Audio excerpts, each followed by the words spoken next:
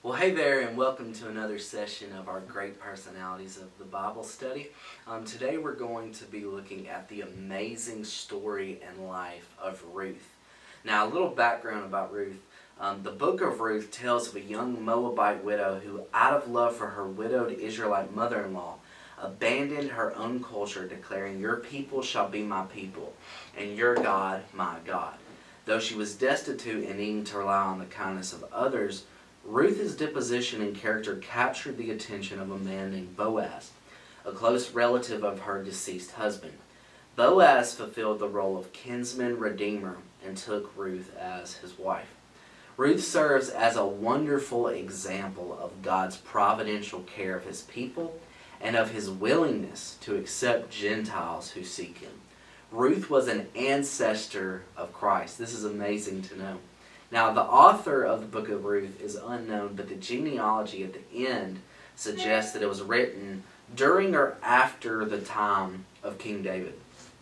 Now, we'll look at Ruth chapter by chapter and see how these 4 chapters capture the beautiful character and person of Ruth. First, we see Ruth in Moab. The Bible says, "In the days when the judges ruled, there was a famine in the land. And a man of Bethlehem in Judah went to sojourn in the country of Moab, he and his wife and his 2 sons. The name of the man was Elimelech, and the name of his wife Naomi. And the names of his 2 sons were Mahlon and Chilion. They were Ephrathites from Bethlehem in Judah. They went into the country of Moab and remained there. But Elimelech, the husband of Naomi, died, and she was left with her 2 sons. These took Moabite wives. The name of the one was Orpah, and the name of the other Ruth. They lived there about 10 years. And both Mahlon and Chilion died, so that the woman was left without her 2 sons and her husband." So the village of Bethlehem is visited by famine, and one of the families decides to immigrate.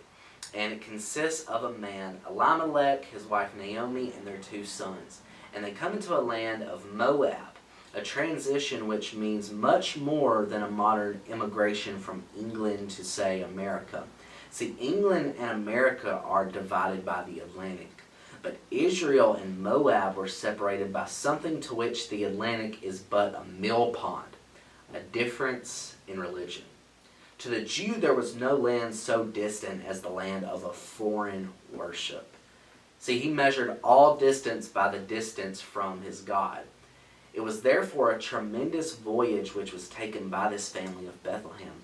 A voyage not to be esteemed by miles, not to be gauged by the intervention of lands or seas, but to have its boundaries determined by the whole length and breadth of a universe of the mind.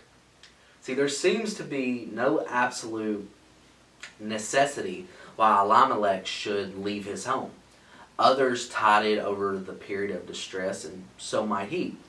The people of Moab were nearly related to the people of Israel, but they had a very, very different history.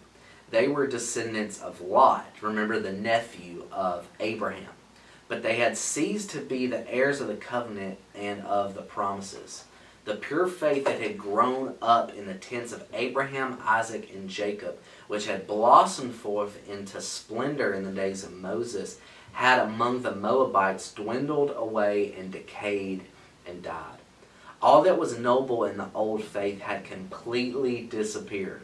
The Moabites had been a thorn in the flesh to Israel as they came out from Egypt, and had even led them away into the practice of wickedness. Now, in a few years, Naomi was a widow and was left in very tough circumstances. Her 2 sons married wives in a foreign country, adherents of the alien worship.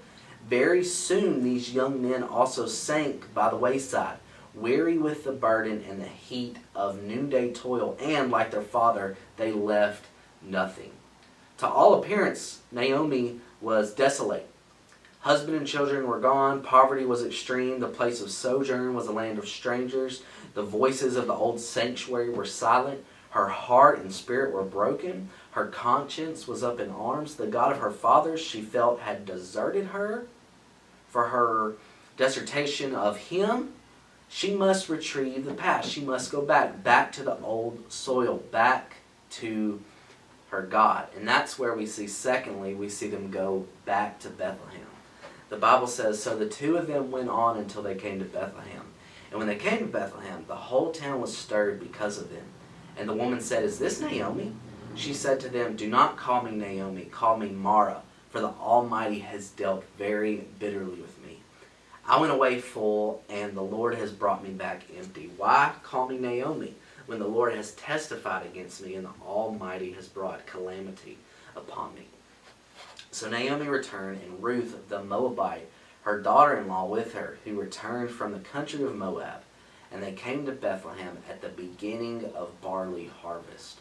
Now, in Ruth's entrance into the religion of Israel, we see a picture of what was intended to be the effect of Israel's relation with the Gentile world. The household of Elimelech immigrated to Moab during the famine, and whether that were right or wrong, they were there among sinners as Jehovah worshipers.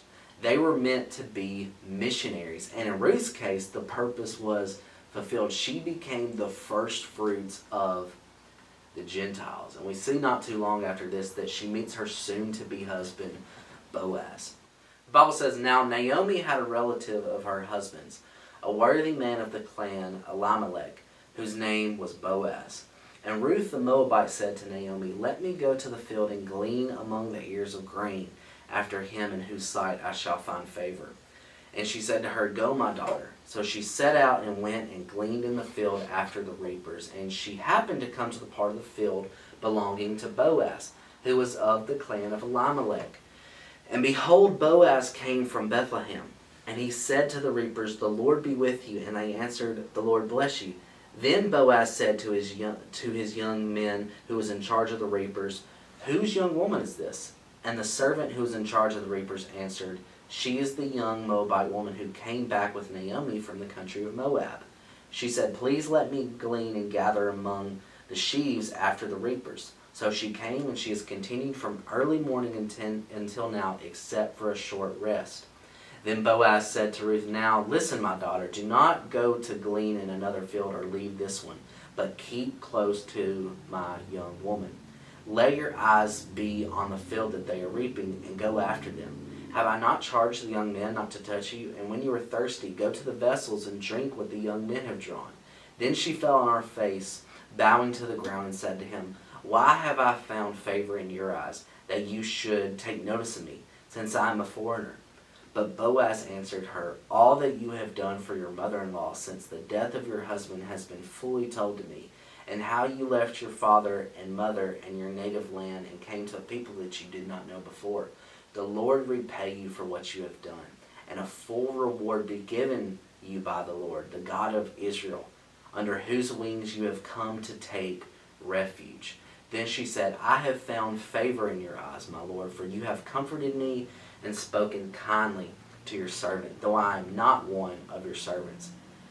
And in mealtime Boaz said to her, come here and eat some bread, and dip your morsel in the wine. So she sat beside the reapers, and he passed to her roasted grain, and she ate until she was satisfied. And she had some left over. When she rose to glean, Boaz instructed his young men, saying, let her glean among the sheaves, and do not reproach her. And also pull out some from the bundles for her, and leave it for her to glean, and do not rebuke her. So she gleaned in the field until evening. Then she beat out what she had gleaned, and it was about an ephah of barley. And she took it up and went into the city. Her mother-in-law saw what she had gleaned. She also brought out and gave her what food she had left over after being satisfied. And her mother-in-law said to her, where did you glean today, and where have you worked? Blessed be the man who took notice of you. So she told her mother-in-law with whom she had worked, and said, the man's name with whom I worked today is Boaz. And Naomi said to her daughter-in-law, may he be blessed by the Lord, whose kindness has not forsaken the living or the dead. Naomi also said to her, the man is a close relative of ours, one of our redeemers. And Ruth the Moabite said, besides, he said to me, you shall keep close by my young men until they have finished all my harvest. And Naomi said to Ruth, her daughter-in-law, it is good, my daughter, that you go out with his young women. lest in another field you be assaulted. So she kept close to the young women of Boaz, gleaning until the end of the barley and wheat harvests. And she lived with her mother-in-law. So the blessing of Boaz fell on the heart of Ruth, a lot like showers fall on mown grass. See, Ruth had only known sorrow and shame up until this point. No Israelite had recognized her or helped her or shown either any appreciation or of her noble love for her mother-in-law or any wish to welcome her to the faith and privilege of Israel. To all but Boaz, she was simply the Moabites, a stranger to the covenant, an alien from the commonwealth. But now, Boaz, whom all Bethlehem praised, who sat as judge and teacher among his people, blesses her for her goodness and assures her of the protection and good will of the God of Israel. Now we see Ruth by the threshing floor. When the Bible says, "Then Naomi, her mother-in-law, said to her, 'My daughter, should I not seek rest for you, that it may be well with you? Is not Boaz our relative with whose young women you were? See, he is winnowing barley tonight at the threshing floor.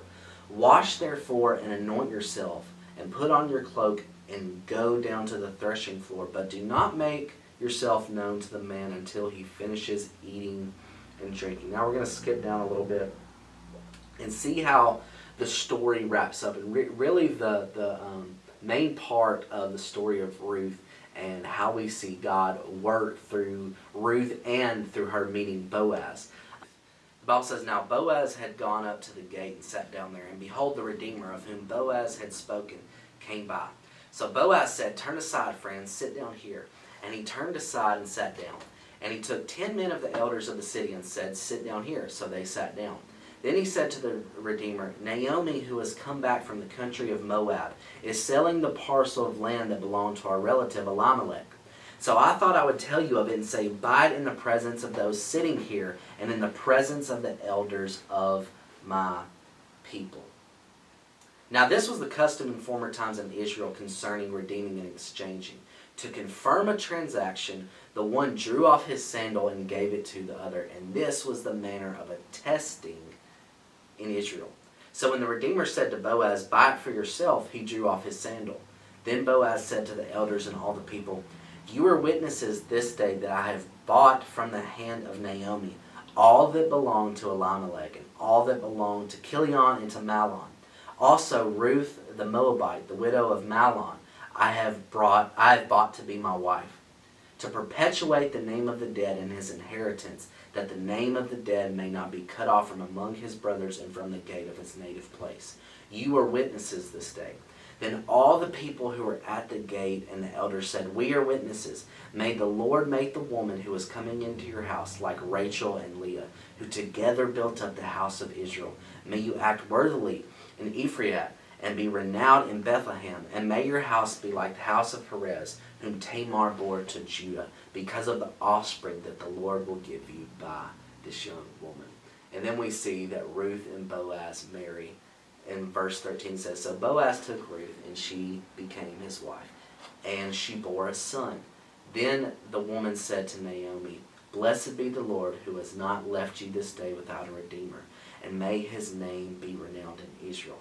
He shall be to you a restorer of life and a nourisher of your old age. For your daughter-in-law who loves you, who is more to you than 7 sons, has given birth to him.' Then Naomi took the child and laid him on her lap and became his nurse. And the woman of the neighborhood gave him a name, saying, 'A son has been born to Naomi.' They called him Obed. He was the father of Jesse, the father of David." And what we see in the story of Ruth is how she was patient, how she never gave up, and how in due time, through her patience and through her continuing to act out in love to her mother-in-law, the Lord blessed her because of that. So what we can learn from the life of Ruth is that even though things may not be working on our time, even though we face sorrow and we face hard times, let us always continue to serve the Lord and love those around us, and God will bring us up in due time. Thanks, guys.